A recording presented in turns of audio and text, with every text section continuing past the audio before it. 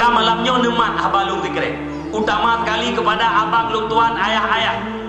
ada tadu dua bagi dia kopi pegah-pegah supaya mengalir habai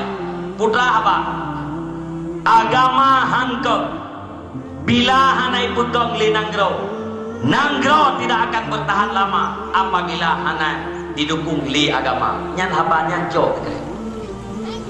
buma suhu habanya di kalangan umat Islam agama hanke mihanai putong li nanggro tidak akan bertahan lama apabila hana didukung li agama. Contoh hana payah kalian jauh Aceh kalian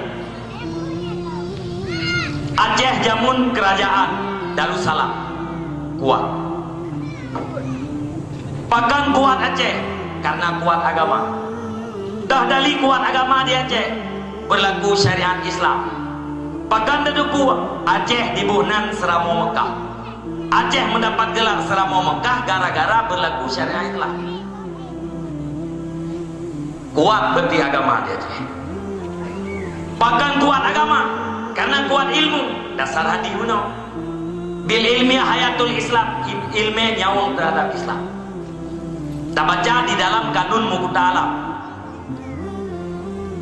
jenjang pendidikan di Aceh dia baca pertama madrasah kedua rangkam kelhe dayah kebet dayah Dungkusi nyo jenjang pendidikan bangsa Aceh tempo dulu indetu dia yang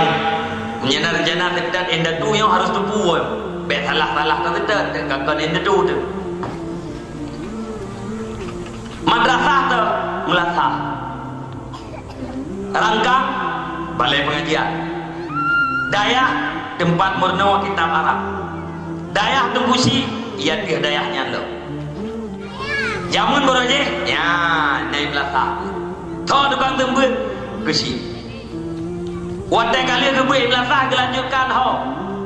balai pengajian rangkam kenyamun yang kejit naik ilah hura-hura awal ke tungku rangkam mana tungku rangkam ku tungku pimpinan balai pengajian bubur inan barangkam murno baca kitab Jawa murno baca kitab Jawa apabila kitab Jawa kaji baca ingin lanjutkan Pak Dayah terus Pak Dayah puput murno baca kitab Arab kaji baca kitab Arab ingin lanjutkan Pak Dayah Dungkusi melasah rata kampung balai pengajian le Dayah le di Aceh Dayah Dungkusi toh Saboh di Aceh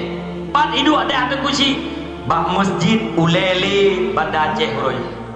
nyan inan iduk dayah Dungkusi nyan pimpinan dayah Dungkusinya yang mengeluarkan ijazah kepada tungku-tungku yang lain untuk pedang dayah nyan kenyai pulau jamun menyadap sabe madrasah sabe dengan SD balai pengajian setingkat dengan SMP dayah setingkat dengan SMA dayah Dungkusi setingkat dengan universitas nyo sikula edatu kedayo nyo dayah ngilmenyo gato agama ngilmenyo gato negara terbukti pun Nanggro Aceh dikenal oleh mancanegara kafe ye Aceh urang Islam segan dan hormat terhadap urang Aceh